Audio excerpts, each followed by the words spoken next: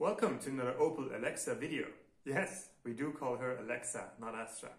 In this video I'm going to perform a full service on the car, meaning engine oil and filter change, spark plugs, air filter, cabin air filter, the brake fluid and the wiper blades. Since the car is already jacked up after a failed attempt of changing the clutch myself, we shall rejoin the action under the car, ready to drain the oil.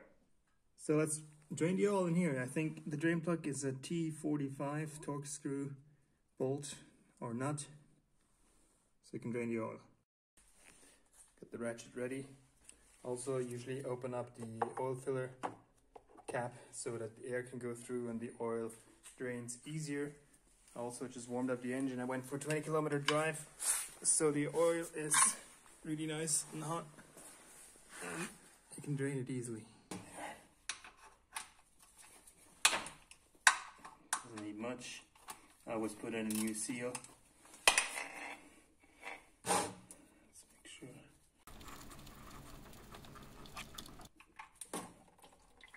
Nice and black. Even though I change it every 10,000 kilometers, it gets pretty black. Car's doing a lot of short distance journeys.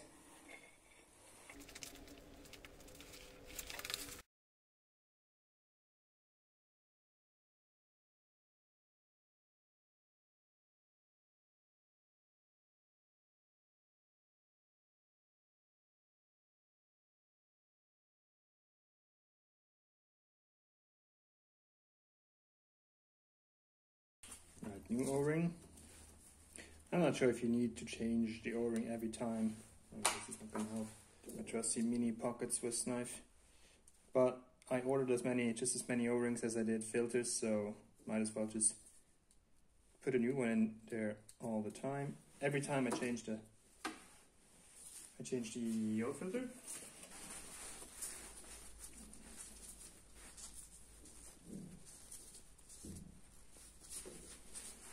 Can't hurt. Here's the part number. From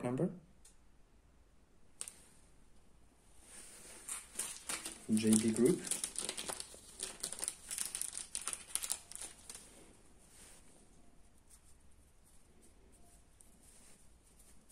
Now I can go back into the car. Turn this off.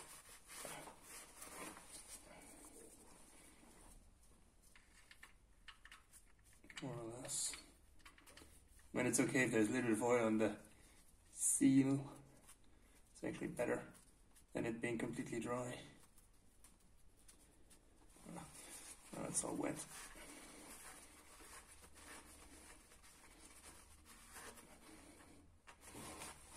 That's it.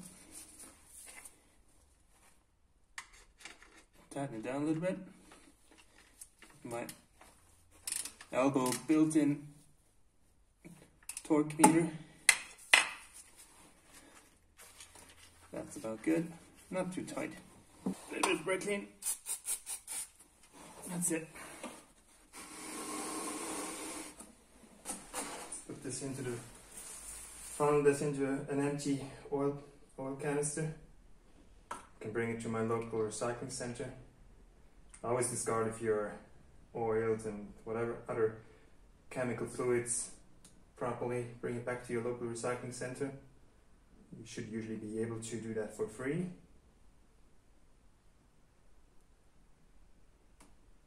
Trick is not to tip it over.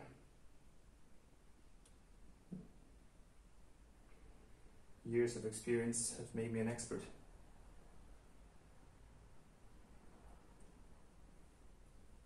Also, hot old oil really stinks, and I don't think it's a good thing for your health to inhale this for too long. Just get rid of it. That's about it for now. I'll have also the oil filter to change, and there will be a little bit of oil in the oil housing. Now onto your oil filter. It's here on top, so you have a 24mm nut for this. Break it loose. And again, it's not super tight. I mean, I've been doing it for a couple of years now, and I don't tighten them extremely. There's nothing good coming from extremism, especially not regarding your car. I can twist it up by hand now, see, it's coming free. Now, obviously this is the inconvenience of having the oil filter on top because there's some oil that's going to be drained in. Oops. Should have left the pan underneath, which is what I'm doing now. Cleaning up the mess. I can pull that out. And the top housing comes with the oil filter, which is in there. See? This is going straight into the bin.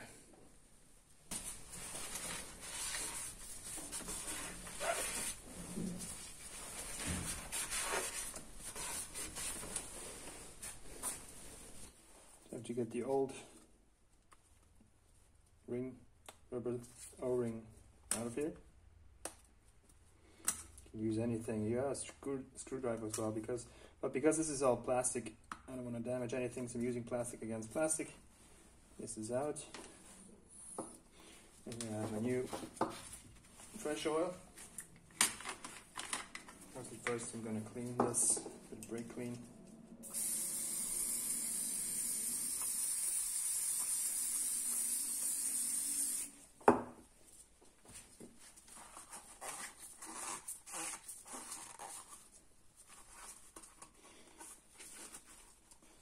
Paper is probably not the best product here to use because you might have residues inside, so that wasn't probably the best move, so at least now you can learn from my mistake.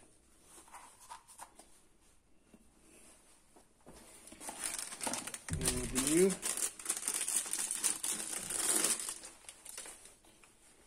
poke the oil lid.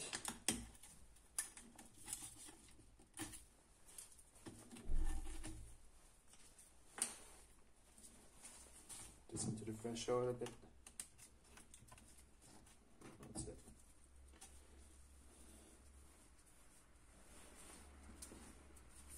And then put it back in the groove here. Not on top, but here in the groove. That's it. Paper, paper, paper. Always, you can never have enough tissue. These are all the bits.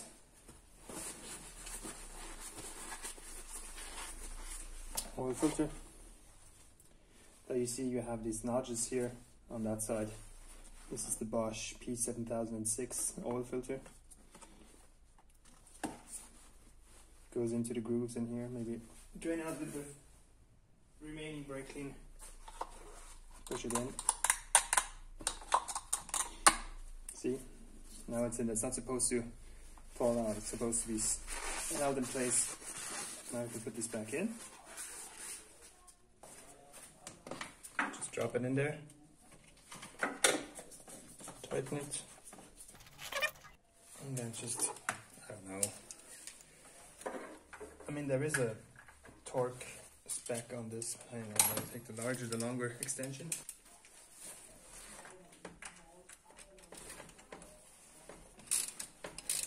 Until it's just snug.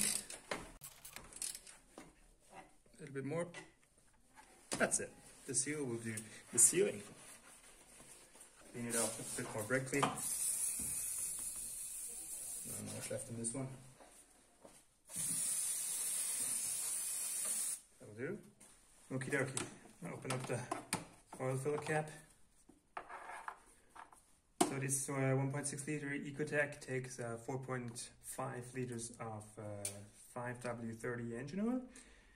I've drained just about 4 liters, so obviously there's not always everything that's coming out, so I'm going to put in the 4 liters now and see later once it sits down, sinks down, whether I need to top it off or whether that's enough.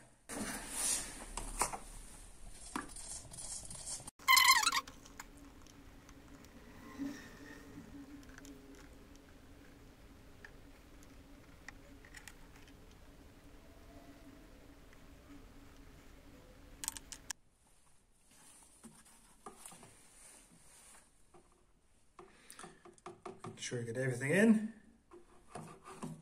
And sit like this, it can drain Meanwhile, I'll just clean up my cap.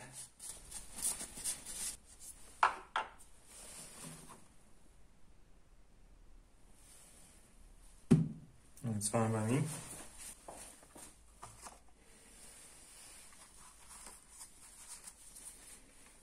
Close this.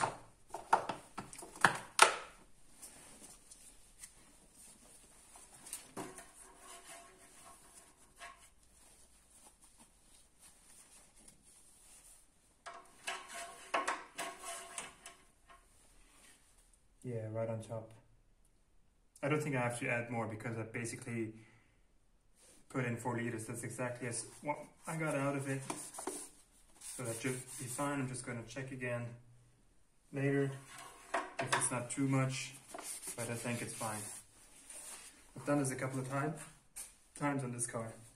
Also bear in mind, like even if it's slightly on the upper, like over the upper limit, is that now it hasn't circulated through the oil filter yet, since there's a new one in there. So this will bring it down also a little bit once it's all circulating. And since you're on top of the engine, we can take off the cover here to remove change out the spark plugs. So here you can actually just lift this bit off. It's just clipped in. You need a little bit more space to lever this out. It's just plastic, so you should be able, get this out as well.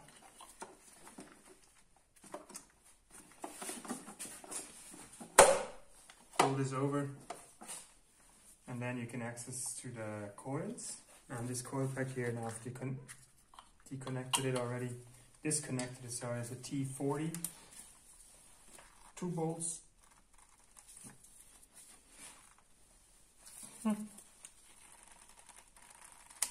Quite tight.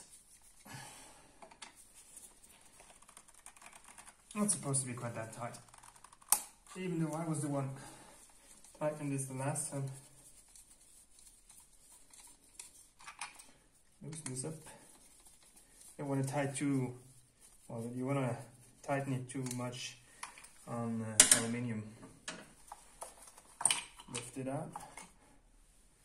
That's it. Now you can access the spark plugs. I'm using obviously a spark plug socket. I believe this is a 60mm, what you need for this one. And then a long ratchet extension, and the ratchet go right in there. Here, click. See, already they're coming loose. They really don't have to be tight and super tight. They just have to be in there snug.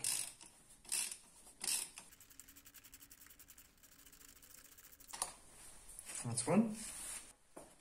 Getting my trusty bucket here for all the things I take out. So these are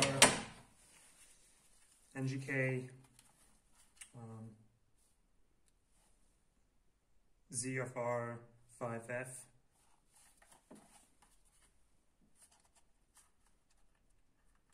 Well, they have a different part number here, but I leave the part numbers, of course, always in the description, as I always do. Old one, new one. Doesn't look too bad, but time to get a new one. I usually change these every 20,000 kilometers.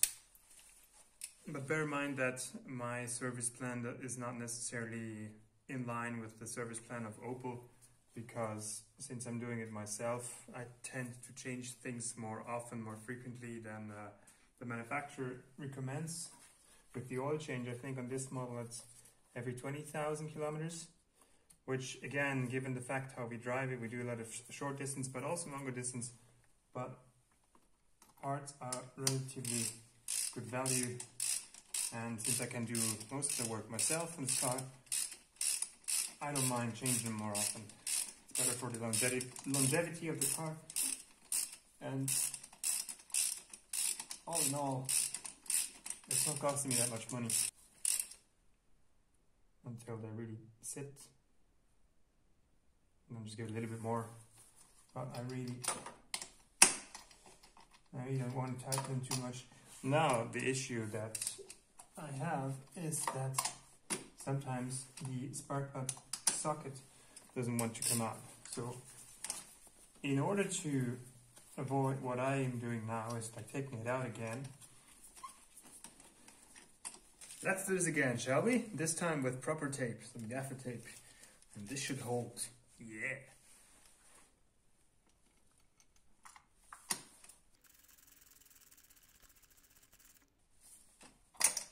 That's it. That's one. Next one out, please. A little bit of copper grease.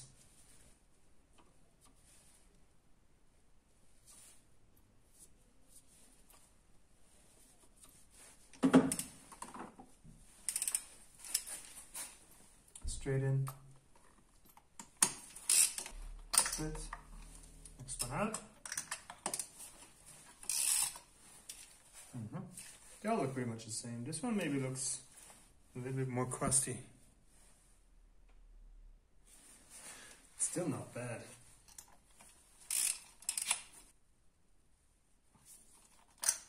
Third one, now last one.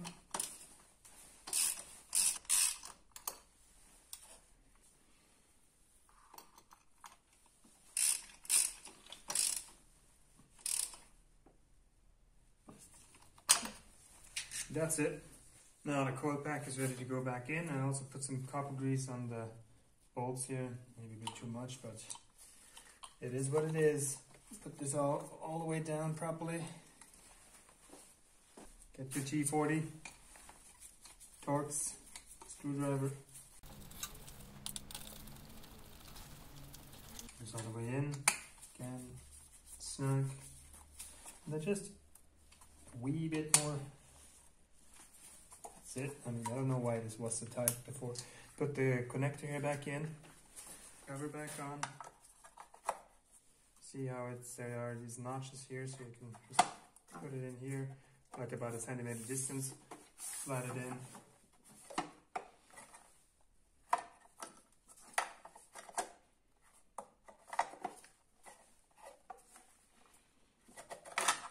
And the connector here is resisting. So put the connector in at the end, slide this in. Why don't you?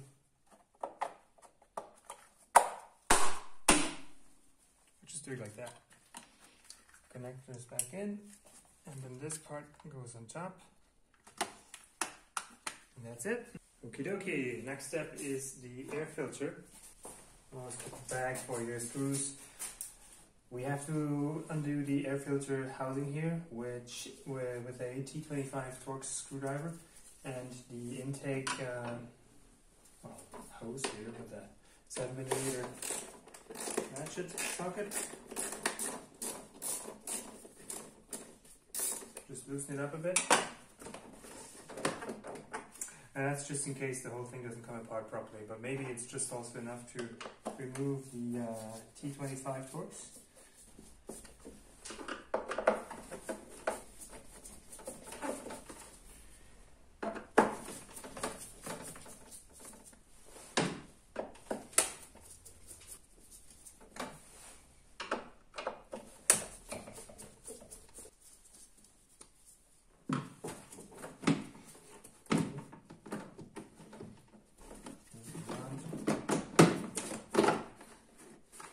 So it's still a good measure to loosen this clamp here so you can wiggle it around a little bit. But it's enough just to lift it up and access the air filter. And it's not in too bad of condition. There's a little flying thing insect here. I'm gonna take a rag and clean it out a bit. You can just get the new filter. Compare the two. The old one isn't really that messed up, but obviously, yeah, there is if you look into it. Definitely seen worse, but also it's only been 6 months since I changed the last time.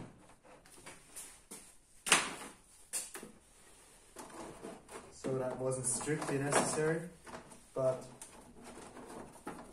I also wanted to show you.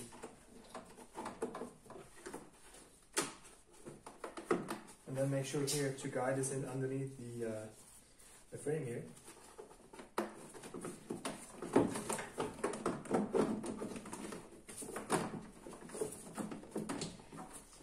and then over the whole thing.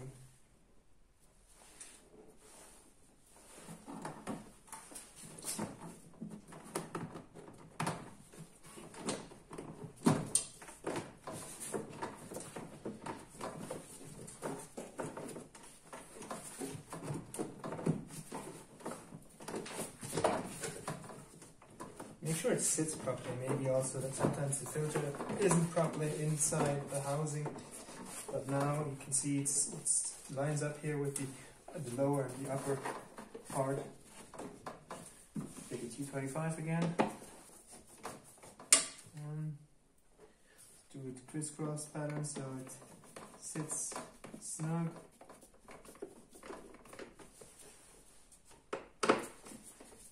And here you have a little notch in the frame, so it does actually line up with the air filter housing and the bolt here. So you'd see if it wasn't lined up properly, if this didn't match up with the hole in the frame. And all this plastic here, so don't overdo it with, again, tightening it down and making it super tight. It just needs to be closed. You can see how it's coming together.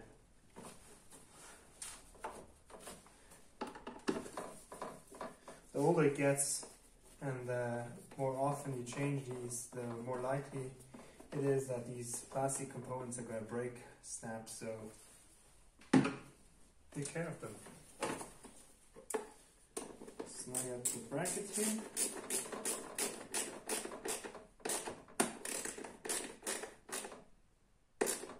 That's it. Alright. That's it.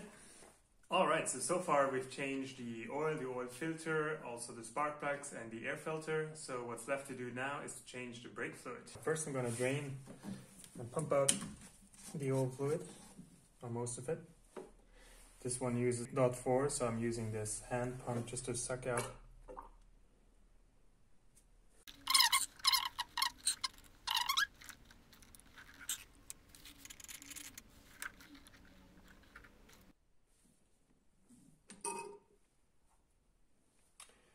And when you're dealing with brake fluid, it's always good to have a spray gun of water beside you, because you're going to sprinkle a little bit of brake fluid around, maybe even on your skin. It's good to have water there, so because water is going to neutralize the corrosive effect of brake fluid. Obviously you don't want to put water into the master cylinder, but just around here where I spilled a little bit of water, that can't hurt. In an ideal world, you will have one of these reservoirs where you put the brake fluid in, where you can put pressure on them, pump it, bolt it onto this, and then just open up the different bleeder valves on each wheel and let the fluid go through. Fresh container here.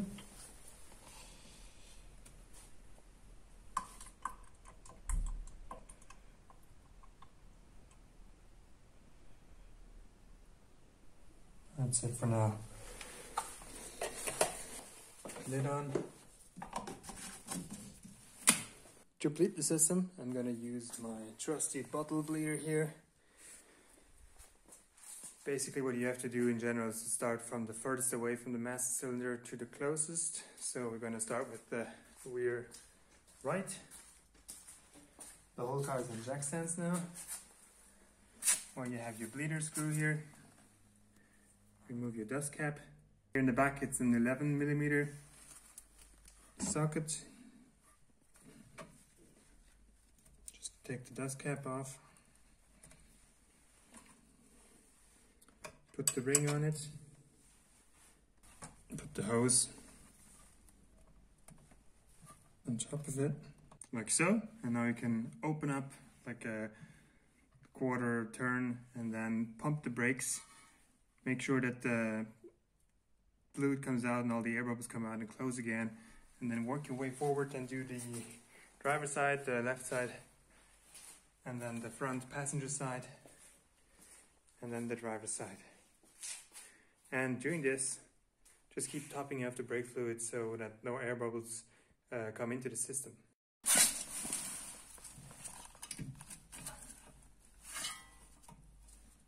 It's just loosely open.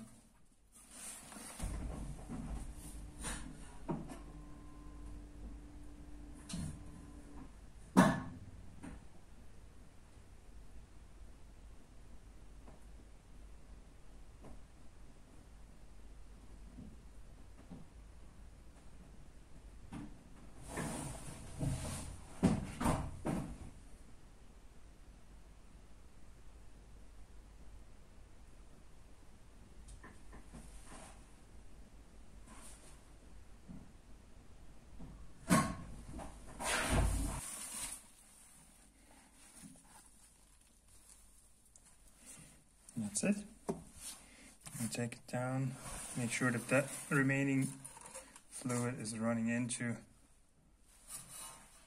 the bottle.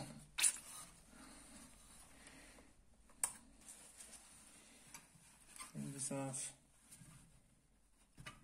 The dust back on. With water.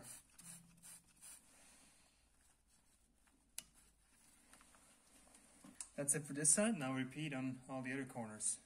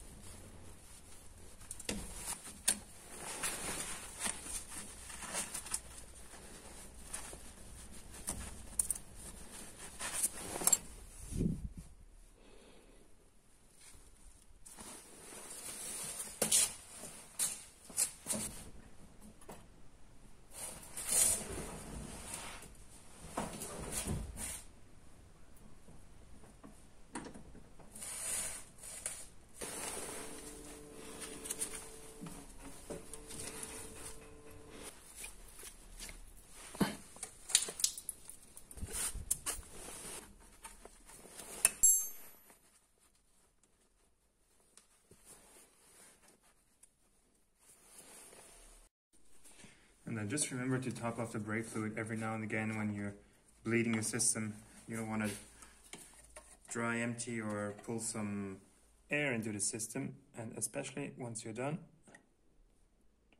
aim at this. That's it.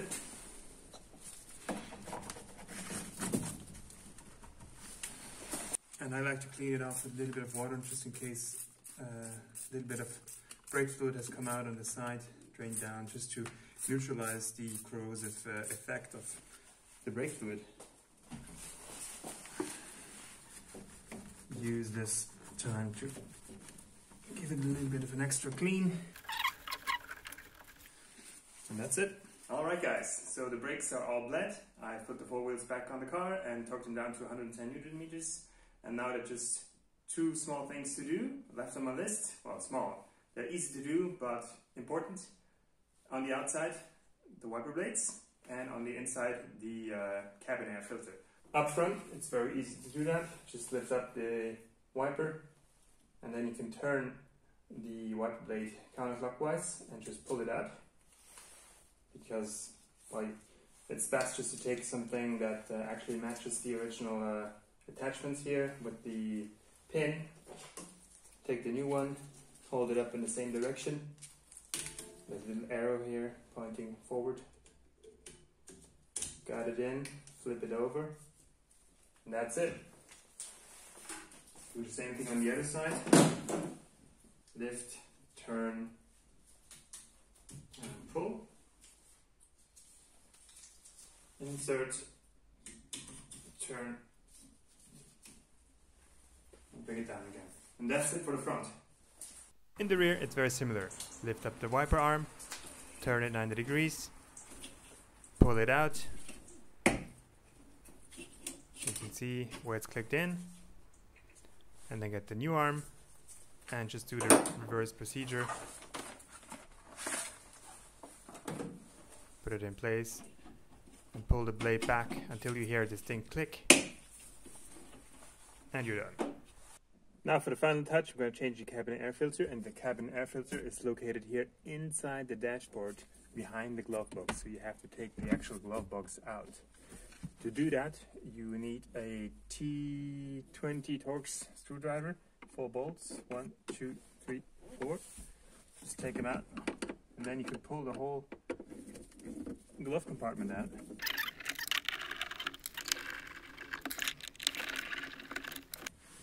Now just pull. You can also maybe take these down on the carpet.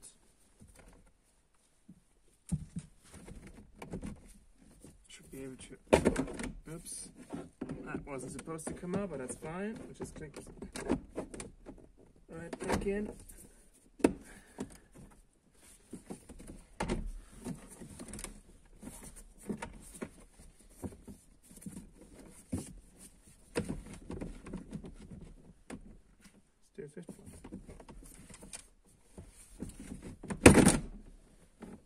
That's it. Now it's out. And then you have the glove box light plug here in the back. Just pull that one out, and then you can properly access. Just leave it here on the floor, and then you can properly access the cabin air filter, which is here behind this cover. Once you're inside the dashboard here, you have to take those three 5.5mm screws out. I've already loosened them, as you can see. So you can take the cover out. That's this here. So just remove those screws. Don't lose them. Please don't lose them. Put them somewhere safe. And now you should be able to release, unless I've forgotten another one. Oh no, it's clipped in here underneath.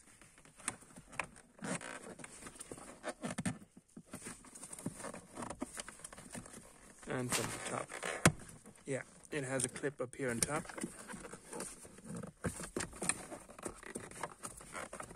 As well as several other clips on the bottom.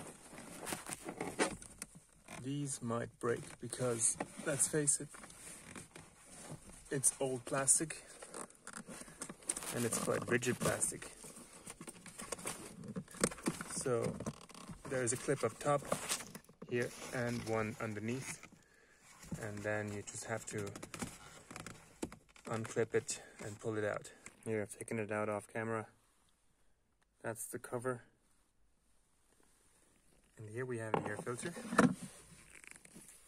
And now you can reach it and simply pull it out.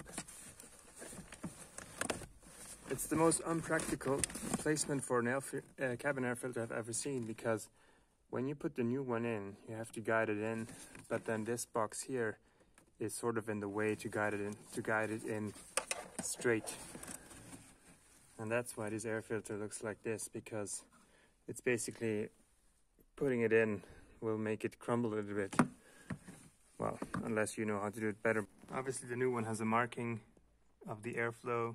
So this side, this is a BOSCH air filter. This side with a little bit of foam goes towards the front, and then it slides in like that. See, this is what I meant. It's supposed to go in there straight, but because of this box here, I kind of have to bend it, and then it makes it quite difficult to bring it in properly. I've done this about 4 times now, and I've never really managed to insert the air filter without bending it, and it's always been kind of a pain. And once you have it in, you can close it up again. I'm not really a fan of the designs of this design when you're supposed to have access to parts that you need to change regularly. I mean, once a year. It should be made in a fashion that allows you to do it easily, not like this. Now that's it for this video. I hope it was helpful. Thank you for watching, and see you in the next one.